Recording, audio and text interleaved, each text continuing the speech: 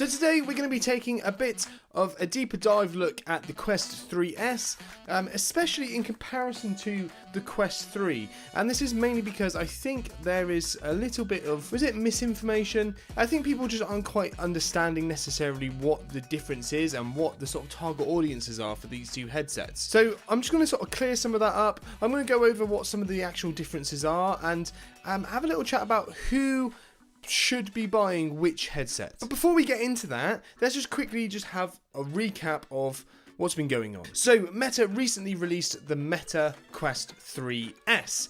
Now, this headset is brand new. It is their newest headset. It is not their best headset. Just be aware. Today, you should only be buying one of two headsets. You should not be buying a Quest 2. You should not be buying a Quest Pro. You should only be buying a Quest 3 or a Quest 3S. These two headsets make everything and every single feature that is on pretty much every new release app available to you. You don't get some of the stuff like face tracking that you would get on the Quest Pro, but let's be honest, no apps are bringing that out and that support anyway, so let's not worry about that. What you do get on the Quest 3 headsets, both of them, is the best processor and mixed reality, which means you can use the newest games and the newest features. Now ultimately that is where the similarities finish, and the Quest 3S isn't like, for example, the iPhone 6S when that first came out. This isn't the sort of step up from the Quest 3, it's actually the step down from the Quest 3. It's the light version. It's like calling it a Meta Quest 3 Lite. That is obviously most obvious when you look at the price tags. If you buy a Meta Quest 3 today, you're going to be paying about 500 Great British pounds. If you do the same with the Quest 3S, you're going to be saving yourself about £200 on that, and you'll be paying just under £300. And this is where I think there's been a bit of confusion, because I don't think people are necessarily getting to that stage of their journey, but they're thinking that the Quest 3S is the newest one, therefore there should be some things that are better. There aren't really. I would say potentially the battery life is slightly better, although not that I've noticed. They're both very, very similar in that regard. Bear in mind you're using the same processor and you're playing the same games.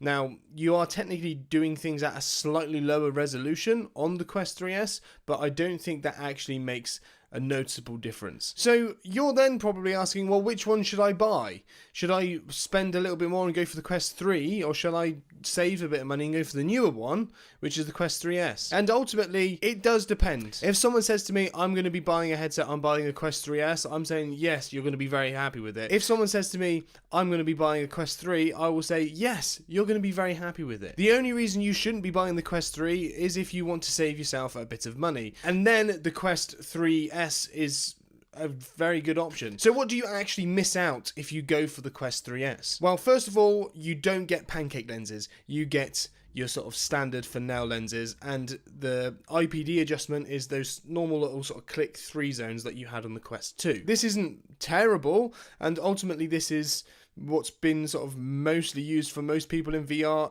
up until the Quest 3 came out. But pancake lenses, that is arguably my favourite thing about the Quest 3, is that you have these just absolutely massive, ridiculously clear lenses, which no matter where you put your headset on, even if your IPD is wrong, it looks fantastic. And also, you can adjust your IPD with a wheel, which means you can get it exactly perfect to where your eyes actually are. Now, doing what I've done recently, and going from the Quest 3 to the Quest 3S, I'm using those sort of normal Fresnel lenses that you have to click into place, and my IPD, which is the distance between my eyes, is actually directly between the biggest setting and the middle setting on there, so I can't get it perfect. The other thing you get with Fresnel lenses is that you do have a sweet spot. Now, a sweet spot is where if it's in the right place, everything looks fine, but if it shifts slightly out of place, for example, you're playing a game where the headset's moving quite a bit, then suddenly everything starts to get blurry and you're having to sort of adjust your headset. And some people don't even notice that there is a sweet spot, and they put it on and they just think the headset's blurry. There is a sweet spot, but it's not amazing.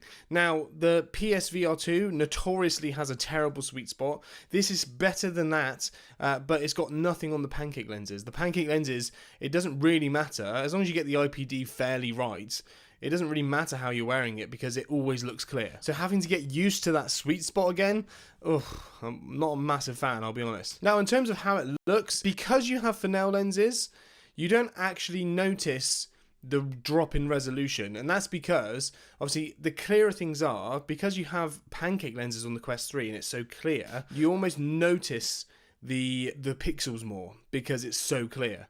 And then when you go back to the Fresnel lenses, everything is ever so slightly blurry, and that's probably because, like I said earlier, my IPD is directly in between the settings on there. But that's what I notice, is that everything's slightly blurrier, therefore you don't notice the very slight drop in resolution. Whereas if I had that same drop in resolution on the Quest 3 with the pancake lenses, I think I would notice it more. It was the same thing when I got the Pico 4. When the Pico 4 came out and I tested that one, I noticed the pancake lenses were so clear and I thought it was amazing, but I immediately noticed how many pixels there were, because it just suddenly that becomes so much more clear to you.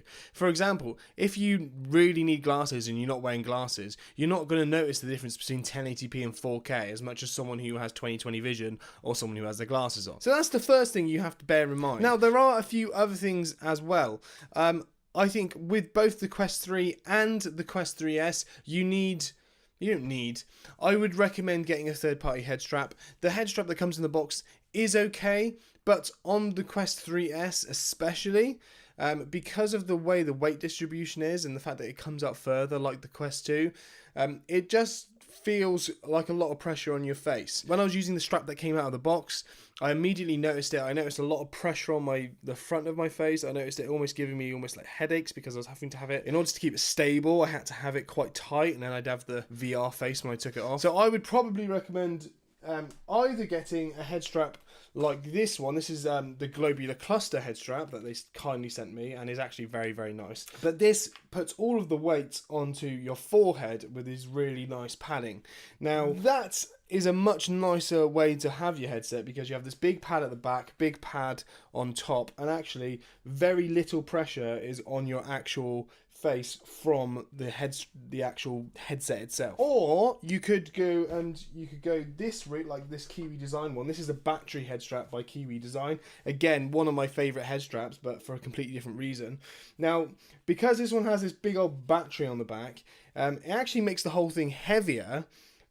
However, instead of having all of the weight sitting on your face, it actually balances the weight a lot better. So you end up having much more weight on the top strap, and therefore it doesn't feel quite as intense on your face. You still do get a bit of pressure on your face, and in order to keep it stable, you want to be relatively tight. You don't feel the weight of it on your face, you just feel this sort of secureness. So what other differences are there? There's no headphone jack on the Quest 3S.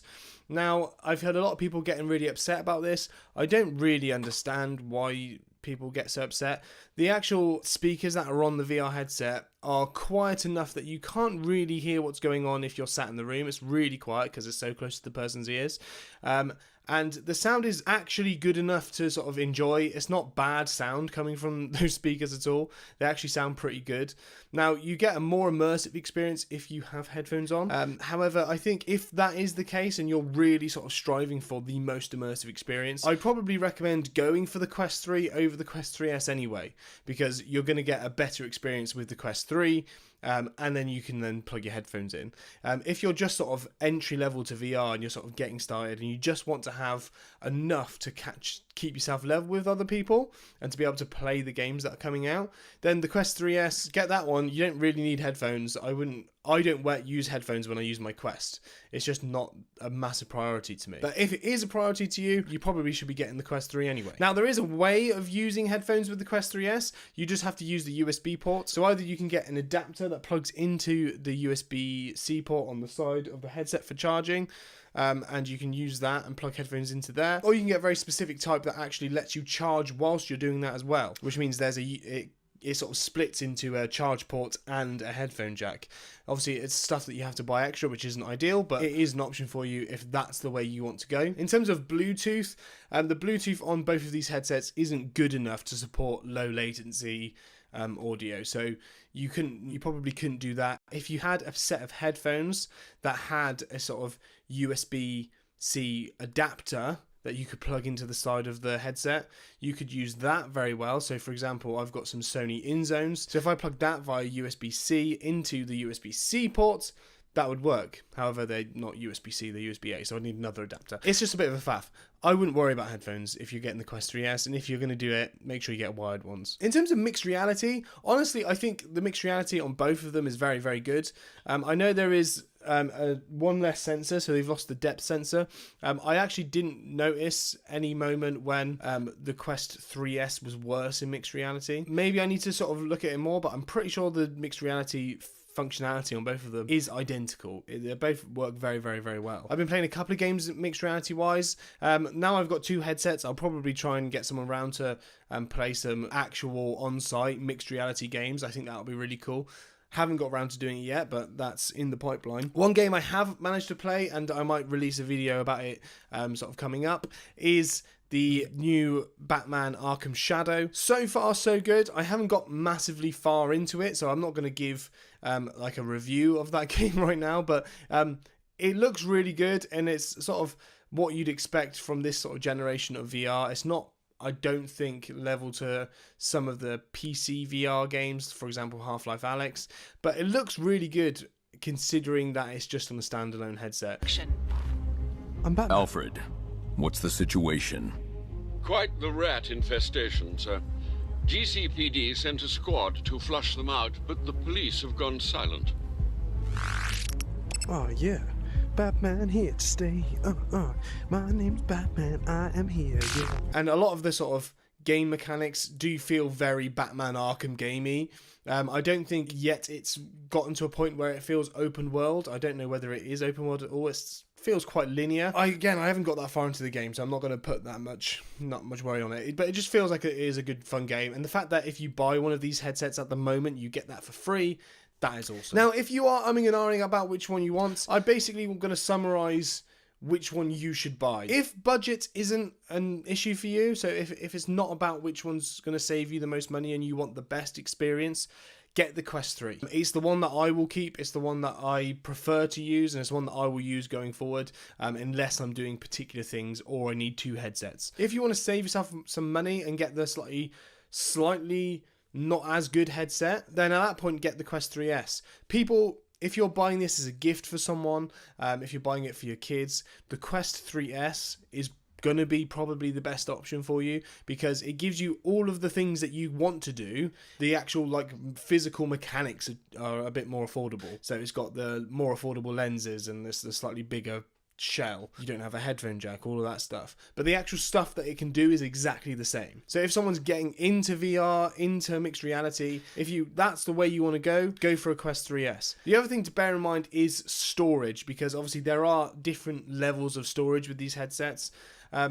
If you are new to VR, you could probably get away with 128 gigabytes, because I use 128 gigabytes and I've got to my limit. Bearing in mind I also record footage directly onto the headset too, and I get to my limit on the headset. However, it is quite easy to delete apps and then reinstall them at a later date. So if you're not playing, you're not probably going to be darting between more than 5 or so games. But in terms of future-proofing, newer games are going to be much bigger in size. So these games that this new processor can handle, you're probably going to find are actually bigger games. So if you want to jump up in storage, I wouldn't knock that as a thing. I would say that's probably a good idea. Now, if you get the Quest 3 now, you will get the bigger storage. You can't get a 128 gigabyte Quest 3 that I got, because that's just not available. Now you get over 500 gigabytes. Whereas the Quest 3S, 120 gigabytes, unless you're going to be getting a lot of games, I wouldn't worry massively about the storage size. It's a quality of life thing. Do you want to have to be deleting apps, or do you want to have as many on there? If you're buying this for a lot of people to share, so if a lot of people are using the same headset, get the bigger storage, because you'll start getting annoyed when people are deleting your app so they can play on it. Or if you're using this to demonstrate VR to a lot of people, or you're using it as part of like a youth club or something like that, then get the bigger one, because you'll be able to get more options on there in terms of games. I hope that makes sense. Guys, thank you very much for watching. I'll see you in the next one. Whoop!